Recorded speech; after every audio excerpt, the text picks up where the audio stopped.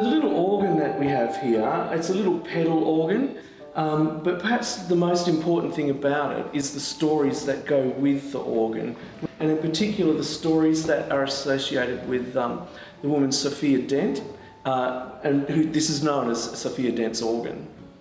Sophia Dent is a significant person in Western Australian history in an odd sort of way, because she is the first known colonial child to be born in Western Australia.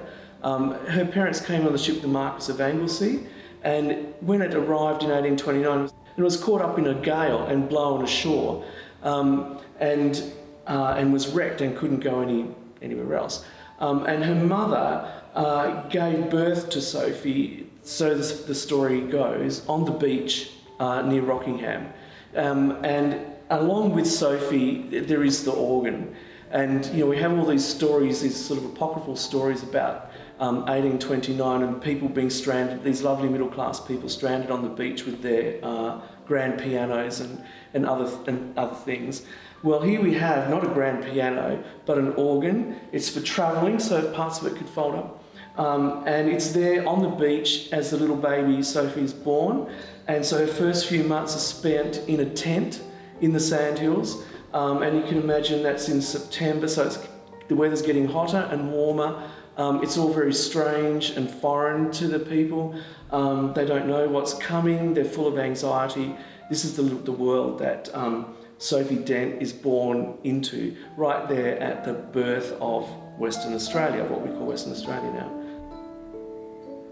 You can imagine there may be times, even in the tent, when someone actually played it at different times. Maybe when it became Christmas and Sophie Dent's first Christmas, even when she was just a baby and wouldn't remember that. So Sophie goes on through her life. She's born in 1829, she dies in 1900, just a few weeks before Federation. So she lives in her life, the entire life of the colony of Western Australia. She married quite young, when she was 17 or 18, to a man named William Ellery.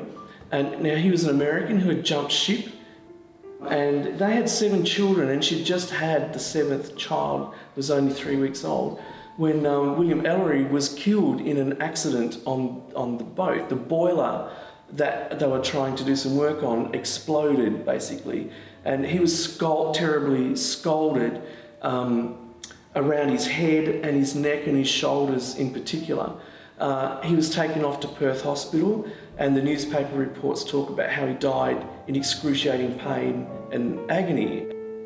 And the next year, she married again to a man named William Mitchell, and they later moved to 2J, and so she had another family with him. So in total, she had 12 children, only one of whom died as an infant, which is quite remarkable.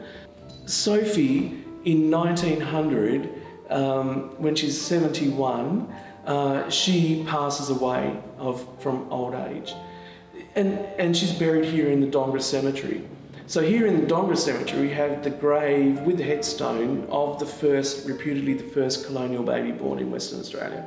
And that story that goes with her. So the organ, meanwhile, is coming along and travelling around, and it stays with her eldest Ellery daughter named Amy. It's easy to make Sophie Dent seem like someone unique and unusual, but in fact I think she is illustrative of the lives of so many women of that period.